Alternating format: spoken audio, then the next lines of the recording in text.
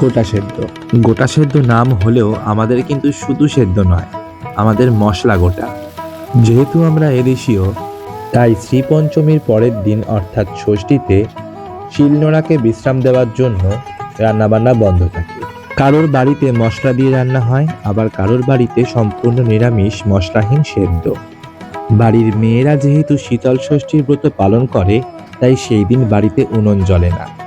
গোটা সেদ্ধ মানে 6 রকম সবজি 6টা করে গোটা দিতে হবে আগে, তারপরে ইচ্ছা মতো যেরকম খুশি দেওয়া যায়। পঞ্চমীতে রান্না হবে আর ষষ্ঠীতে সকালবেলায় গোপীনাথকে প্রথমে ভোগ দিয়ে তারপরে সবাই প্রসাদ গ্রহণ করবে। আমাদের বাড়িতে প্রতি বছরই এই মশলা গোটা রান্না হয়। তারপর গোপীনাথকে ভোগ নিবেদন হয়ে গেলে প্রত্যেকের বাড়িতে সেই প্রসাদ পাঠানো হয়।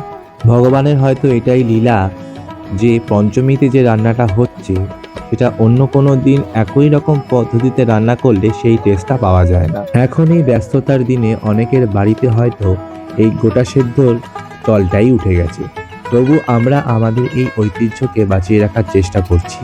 তোমাদের কাদের কাদের বাড়িতে গোটা সেদ্ধ না মশলা, সেটা আমাকে অবশ্যই জানিও। আর যদি তোমাদের রেসিপিটা দরকার হয় আমি পরে এক সময় দিয়ে দেবো। ভিডিওটি ভালো লেগে থাকলে লাইক, কমেন্ট আর শেয়ার করবেন। রাধে রাধে।